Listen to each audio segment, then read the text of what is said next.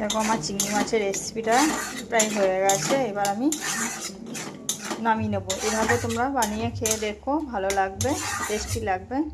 আর যদি ভালো লেগে থাকে আমার চ্যানেলটাকে সাবস্ক্রাইব করে দিও, আর লাইক কমেন্ট শেয়ার করতে ভুলো না। ঠিক আছে বন্ধুরা, চলো টাটা। হ্যালো বন্ধুরা, কাকিমার কিচেনে দেখো চলে এসেছি। আজকে বানাবো বেগুন আর আলু টমেটো দিয়ে চিংড়ি মাছের রেসিপি।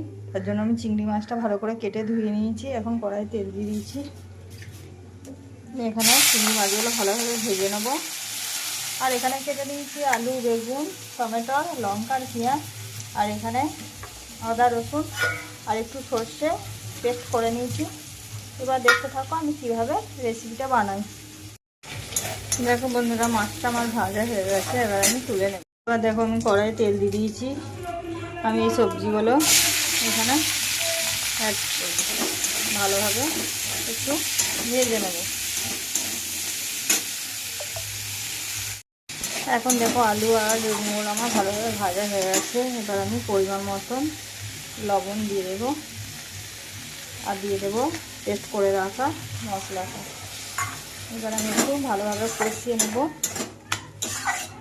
তারপরে আমি এটা জল দিয়ে দেবো, আর দিয়ে দিলাম ভেজে রাখা চিংড়ি মাছগুলো।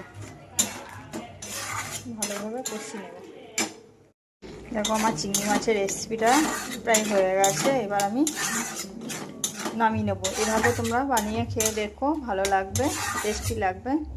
আর যদি ভালো লেগে থাকে আমার চ্যানেলটাকে সাবস্ক্রাইব করে দিও, আর লাইক কমেন্ট শেয়ার করতে ভুলো না। ঠিক আছে বন্ধুরা, চলো টাটা।